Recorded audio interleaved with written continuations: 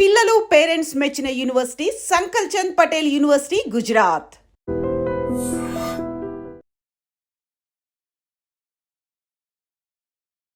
నమస్కారం, welcome to I dream. ధర్మ మార్గం విత్ విజిత కార్యక్రమానికి స్వాగతం.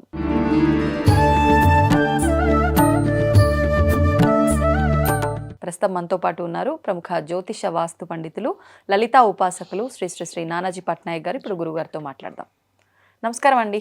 శ్రీమాత్రే నమః. గురుగారు, ఈ మధ్య కాలంలోనే సమంత గారు భూతశుద్ధి వివాహం చేసుకోవడం అనే విషయాన్ని మనం చూసాము, మాట్లాడుకున్నాం దాని గురించి.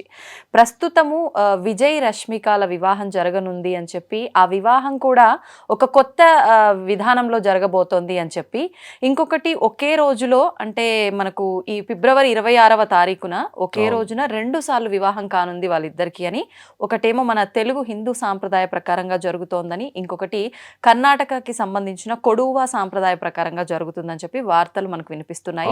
అసలు నిజంగా ఇది ఒక సాంప్రదాయమైన వివాహం ఉందా? ఈ వివాహం ఎందుకు చేసుకుంటారు? దాని గురించి తెలియజేయండి. తప్పకుండా అండి. దీనికి ఇది ఎందుకు చేసుకుంటారంటే 12వ స్థానం అని ఉంటుంది జ్యోతిష్ శాస్త్రంలో.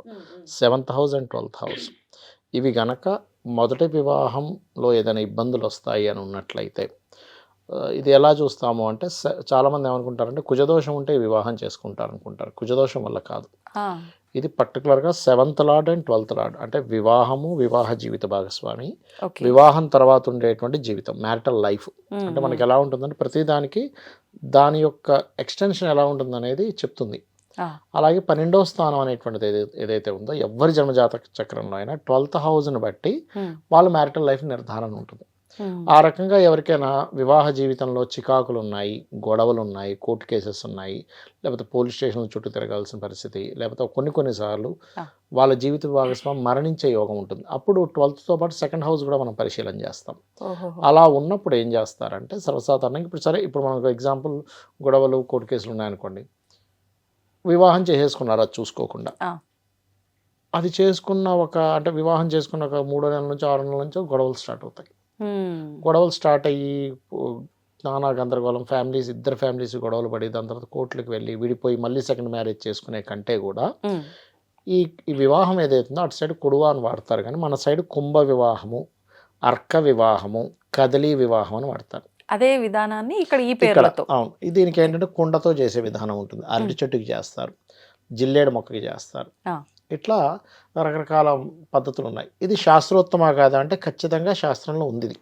ఇప్పుడు ఇది అంటే ఎవరి జాతకంలో ఇబ్బంది ఉందో వారికి చేస్తారు ఆ విధానం. అంటే ఒక్కొక్కసారి ఇద్దరికీ ఉంటుంది, ఒక్కొక్కసారి ఇద్దరికీ ఉంటుంది దోషం, అప్పుడు ఇద్దరికీ చేస్తారు. అయితే దీంట్లో ఏంటంటే నారాయణుడికి పెళ్లి చేసినట్టుగా ఒక శ్రీమూర్తికి, ఆ నారాయణుడితో పెళ్ళి వదిలేసినట్టుగా కుండతో వివాహం చేస్తారు. నారాయణ కుండలో ఆవాహన చేసి లేకపోతే అరటి చెట్టుకు పెట్టి చేస్తారనమాట. అంటే వీళ్ళకి ఏంటంటే మొదటి వివాహం ఒకటి అయిపోయి కట్ అయిపోయింది, తర్వాత మళ్ళీ ఇంకో వివాహం జరిగింది. అంటే వీళ్ళ పర్సనల్ చార్ట్లో ఏదైతే ఫస్ట్ మ్యారేజ్ అయ్యి డివోర్స్ అవ్వాలో ఆ దోషం ఈ రకంగా తీసేసుకునే పద్ధతి. ఇది ఎవరో క్రియేట్ చేసింది కదా, శాస్త్రంలో ఉన్నటువంటిదే ఇది. దీనికి శాస్త్ర ప్రమాణాలు ఉన్నాయి క్లియర్గా, చాలా స్పష్టంగా. కాబట్టి ఇది చేస్తారు. మనకి మీరు మహాభారతం కనుక తీసుకుంటే అందులో గాంధారికి కూడా జరుగుతుంది వివాహం ఇలాంటిది. అంటే ఫస్ట్ హస్బెండ్ మరణిస్తాడనే యోగం తన జాతకంలో ఉందని వివాహం చేస్తారు. మీరు ఇలాంటి వివాహం మేకతో ఐశ్వర్యరాయ్ కూడా చేసుకుంది. అవునా? అంటే ఫస్ట్ మ్యారేజ్ లైఫ్ లో డిస్టర్బెన్సెస్ ఉన్నాయని చెప్పి తెలుసుకోండి. ఎందుకంటే మేకతో చేసేది కూడా అదొక పద్ధతి అండి, అదొక పద్ధతి. నార్త్ సైడ్ వాళ్ళు చేస్తారు మేకతో చేయడం అనేటువంటి. బట్ మనకి ఇక్కడ ఉండేటువంటి సిస్టమేటిక్ ఏంటంటే కుండతో కానీ, అరటి చెట్టుతో కానీ, జిల్లేడు మొక్కతో కానీ చేస్తారు. అయితే ఈ వివాహంలో ఒక విషయం ఏంటంటే మనకి వీళ్ళు 1 డేలో చేసుకుంటున్నారు, కానీ యాక్చువల్గా 3 నెలల ముందు చేయాలి. అవునా? 3 months ముందు చేయాలి. 3 months ముందు చేసి తర్వాత వివాహం. కొంతమంది అర్జెన్సీ ఉన్నప్పుడు పొద్దున చేసి సాయంత్రం నార్మల్ మ్యారేజ్ చేసుకోవడము, 1 day ముందు చేసుకోవడం చేస్తుంటారు. కొంతమంది కుదరదు, ఇప్పుడు విదేశాల్లో ఎక్కడో ఉంటారు.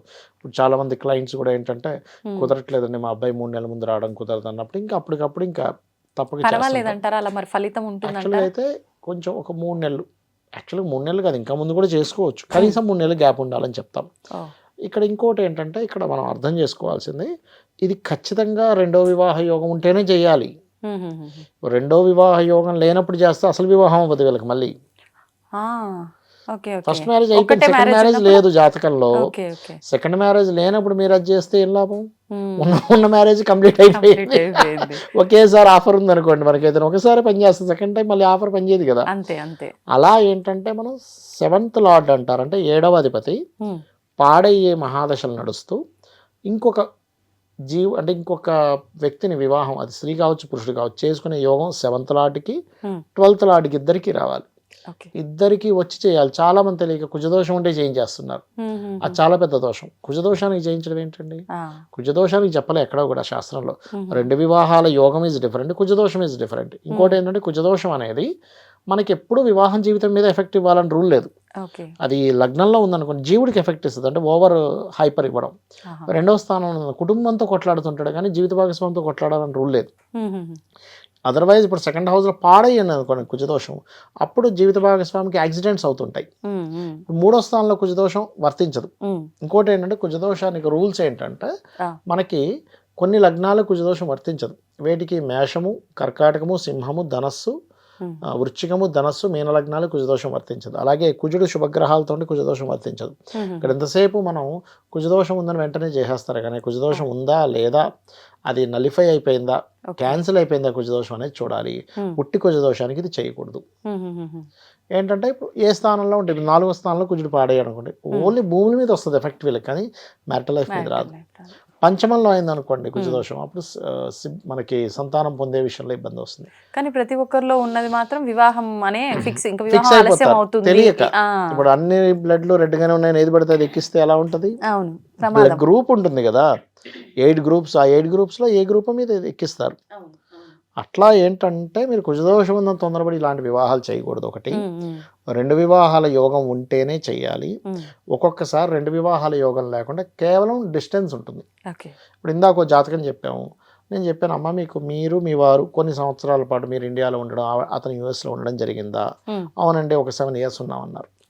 అంటే దాని అర్థం ఏమిటి? వాళ్ళకి జస్ట్ డిస్టెన్స్ ఉండే యోగం ఉంటుంది, కానీ ఫస్ట్ మ్యారేజ్ ఖచ్చితంగా కట్ అయిపోయి సెకండ్ మ్యారేజ్లోకి వెళ్ళే యోగాలు ఉండవు. అది చాలా క్లీన్గా మనకి 12th లార్డ్ ఎలా ఉన్నాడు, ఏ నక్షత్రం మీద ఉన్నాడు, 7th లార్డ్ ఎలా ఉన్నాడు, వాళ్ళకి ఏ దశలు నడుస్తున్నాయి, వాళ్ళకి ఏ యోగం ఉంది చూసుకోవాలి. సమ్ టైమ్స్ ఏమవుతుంది అంటే వీళ్ళలో స్వల్ప దోషం ఉంటుంది, వచ్చే అబ్బాయి జాతకంలో బాగుంది అనుకోండి, నలిఫై అయిపోద్ది. అంటే ఎగ్జాంపుల్, మీరు మీ ఫ్రెండ్ కలిసి కాశీ వెళ్దాం అనుకున్నారు అనుకోండి, మీ వెళ్ళి రావడానికి 50,000 ఖర్చు అనుకుందాం. మీ ఫ్రెండ్ దగ్గర డబ్బులు లేవు, కానీ మీ దగ్గర 50,000 ఉన్నాయి, వెళ్ళొచ్చేస్తారు. లేకపోతే మీ ఫ్రెండ్ దగ్గర 30,000 ఉన్నాయి, 20,000 ఉన్నాయి, ఇంకొక అమ్మాయి దగ్గర వాళ్ళ దగ్గర మీ దగ్గర 30 ఉన్నాయి, సరిపోతాయి 50,000. అలా కాకుండా ఆవిడ దగ్గర ఒక 20,000 ఉన్నాయి, మీ దగ్గర ఏమి డబ్బులు లేకపోతే, లేకపోతే ఆవిడ దగ్గర ఏం డబ్బులు లేకపోతే, ఎలా అయితే జర్నీ సాగదో వివాహం విషయంలో కూడా ఈ ఇద్దరు జన్మజాత చక్రాల్లో బాగున్నాయి, ఏం పర్లేదు, డిస్టర్బెన్సెస్ ఉన్నాయి, ఈ రెమెడీ చేసుకోవాలి. ఈ రెమెడీ ఏంటంటే ఇవాళ రేపు సొసైటీలో ఏదైతే తలెత్తుతున్నాయో విషయాలు, విడాకులు డిస్టర్బెన్స్ అనేది ఒక రకంగా మనం అర్థం చేసుకోవాలి. ఓకే, దీనివల్ల మనకి ఎందుకంటానండి, కేవలం వాళ్ళిద్దరు విడిపోవడం కాదు, ఇక్కడ ఫ్యామిలీలు డిస్టర్బ్ అయిపోతాయి. తల్లి బాధపడుతుంది, తండ్రి బాధపడతాడు, వాళ్ళకి పొరపాటున పిల్లలు పుడితే పిల్లలు బాధపడతారు. ఇప్పుడు ఏమైపోయిందంటే సొసైటీలో అదొక ఫ్యాషన్ కూడా అయిపోయింది.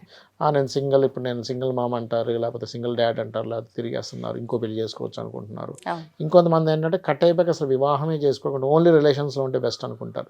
కానీ అది వయసులో ఉన్నంతసేపు ఓకే, కానీ ఒక ఏజ్ వచ్చిన తర్వాత సరైన పార్ట్నర్ లేకపోతే ప్రాబ్లం అవుతుంది.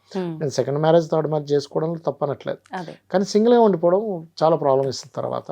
అది ఇప్పుడు మీరు ఇలాంటి వివాహం ఏమైనా చేస్తున్నారా మన దగ్గర? మా క్లయింట్స్కి ఎవరికైనా కావాలంటే చేయిస్తుంటారు. ఒకవేళ ముందే అంటే జాతకం చూసి దాన్ని బట్టి కొంతమంది చెప్తారు, కొంతమంది క్లియర్ గా చెప్తారు. ఒకవేళ ఇది ఉంది అన్నట్లుగా తెలియకుండా వివాహం చేసేస్తే మళ్ళీ తర్వాత దీనికి పరిష్కారం ఏమైనా ఉంటుందంటారా? దానికి తమిళనాడులో ఒక సిస్టమ్ ఉందండి, మరుమాంగళ్యము అంటారు. అంటే మళ్ళీ వివాహం చేస్తారు వాళ్ళకి ఇంకో ముహూర్తం పెట్టుకొని, కానీ దానికంటే కూడా వీళ్ళిద్దరికే చేస్తారు. దానికంటే కూడా కుంభ అర్క వివాహాలే బాగా పనిచేస్తాయి. వీళ్ళు ఏం చేస్తారంటే కొన్నిసార్లు 2 వివాహాల యోగం పక్కన పెట్టేసి, వివాహ సమయం మీరు సరైన సమయంలో చేసుకోలేదు, ముహూర్తం పాడైంది కాబట్టి 2వ వివాహం మరోసారి చేసుకోండి అంటారు సేమ్ వాళ్ళకి. ఇంకొంతమంది ఏంటంటే వీళ్ళిద్దరు దాంట్లో ఏదో దోషం ఉందని అది తీయించేసి వీళ్ళిద్దరు డివోర్స్ అయినట్టు చేసి మళ్ళీ వివాహం చేసి, అది మరుమాంగళ్య దోషం, మరుమాంగళ్య తంతు అంటారు దాన్ని. తమిళనాడు సైడ్ ఎక్కువ చేస్తారు ఇది. అది ఇప్పుడు అంటే మీరు వాళ్ళ పర్సనల్ డేట్ ఆఫ్ బర్త్ లేకపోయినా మీరు అంటే వేరే ఇంకెన్నో ఉండాలండి, విధాలుగా కూడా చెప్తూ ఉంటారు ఉండాలి. కదా, అది ప్రశ్నపరంగా చెప్పొచ్చు. అలా ఏమైనా చెప్పే అవకాశం ఉందా? అంటే నిజంగా వీళ్ళు ఎందుకు ఉండొచ్చండి, చేసుకుంటున్నారు, ఏ ఇబ్బంది వల్ల అనేది ఉండొచ్చు, చెప్పొచ్చు, ఉమ్. చెప్పొచ్చండి. ఇప్పుడు ఎగ్జాంపుల్ మాట్లాడదాం. ఇప్పుడు ఎగ్జాంపుల్ ప్రశ్న వేసుకుందాం. ఇప్పుడు ప్రశ్న అంటే వాళ్ళ ఎప్పుడు కూడా ఎవరి జన్మజాతకాల వల్ల ఇవ్వకుండా మనం మాట్లాడకూడదు. ఉమ్, ఉమ్. బట్ మీరు అడిగారు కాబట్టి జస్ట్ ప్రశ్న సంబంధంగా నేను మీకు ఒక విషయం ఇక్కడ మనం చూద్దాము. ఇప్పుడు మనం ప్రశ్న కనుక వేసుకుంటే ఇవాళ మనం మాట్లాడుకుంటున్నామండి. ఉమ్. 25వ తేదీ 2వ నెల 2026 మధ్యాహ్నం 12:59 హైదరాబాద్లో ప్రశ్న పడింది. ఉమ్. ఇక్కడ చూడండి, మిథున లగ్న జాతకం. Um. So 7th lord is in lagna, ఈ లగ్నానికి బాధకుడు. ఆ, 7th హౌస్ లగ్నంలో ఉన్నాడు. ఇక్కడ మనం మాట్లాడుకునే అవును. ఇష్యూ ఏంటి? వివాహం వివాహం గురించి. గురించి. ఫైన్.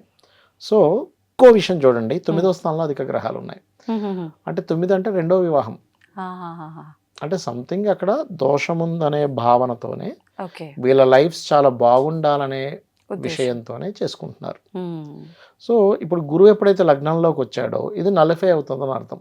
ఓకే. గురు బలం ఎక్కడికైతే వస్తుందో ఆ దోషం తీయడానికి గురువు ఉన్నాడు అక్కడ. ఉమ్, ఉమ్. కాకపోతే శని రాహులతో ఉన్న గురువు కాబట్టి ఎంతో కొంత చిన్న చిన్నవి ఇప్పుడు దోషం ఉన్నప్పుడు ఏమొద్దు అంటానండి, దోష పరిహారం చేసేసుకున్నాక పోతుంది. ఉమ్. కానీ మనం వాళ్ళు అర్థం చేసుకుంటూ ముందుకు వెళ్ళాలి ఎప్పుడైనా సరే. నేను మామూలుగా వేరే వాళ్ళకి కూడా వివాహం, ఈ కుంభ వివాహాలు, అర్క వివాహాలు చేసుకునేటప్పుడు ఒకటే చెప్తాను, ఆ. బాబు ఈ ప్రపంచంలో గొడవ పెట్టుకునే వాళ్ళు అంటూ ఎవ్వరూ ఉండరు. ఉమ్. కాకపోతే ఏంటంటే దాన్ని మీరు అర్థం చేసుకుంటూ వెళ్ళండి. ఇప్పుడు ఇక్కడ ఏంటంటానండి, మీకు ఒక చిన్న ఎగ్జాంపుల్ చెప్తా. ఒక ఆడపిల్లకి సంతానం కలగనంతసేపు కూడా హా. ఒక రకంగా సుకుమారంగానే ఒక రకంగా పెరిగినటువంటి అమ్మాయి సంతానం కలగగానే ఆ సంతానాన్ని ఎంత కేర్గా చూసుకుంటుంది అంటే, అంతకుముందు ఏదో పెద్ద అవును. ఆ, అన్ని చూసి దాని మీద రావాలి పెద్ద లెక్క. అంటే పెద్ద రీసెర్చ్ చేసి ఆ అమ్మాయికి అన్ని తెలిసినట్టుగా చూసుకుంటుంది. అవును. ఎక్కడి నుంచి చూసుకుంటుంది అలాగా అంటే ఉమ్. తను ఓన్ చేసుకుంది, నా బిడ్డ అని చూసుకుంది. అలాగే భార్యాభర్తలు కూడా నా భార్య లేకపోతే నా భర్త అనేటువంటి వాళ్ళిద్దరి మధ్యన ఒకటి ఉన్నప్పుడు ఉమ్. ఆటోమేటిక్గా వచ్చేస్తుంది. ప్రత్యేకంగా వాళ్ళు ఏమి దాని గురించి పెద్దగా ఏమి ఏదో కోర్సెస్ ఏం చేయాల్సిన చేయక్కర్లే. అవసరం లేదు. ఉమ్. మ్యారేజ్కి ముందు ఇవాళ రేపు కౌన్సిలింగ్స్ ఉన్నాయి, ప్రీ మ్యారేజ్ కౌన్సిలింగ్స్ ఇవన్నీ. అవును.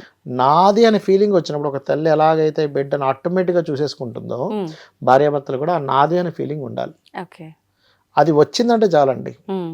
మనం ఒక ఫోన్, మన ఆది ఫోన్ అని ఎట్లా చూసుకుంటున్నాం, జాగ్రత్త చూసుకోవట్లే అవును. అంతే.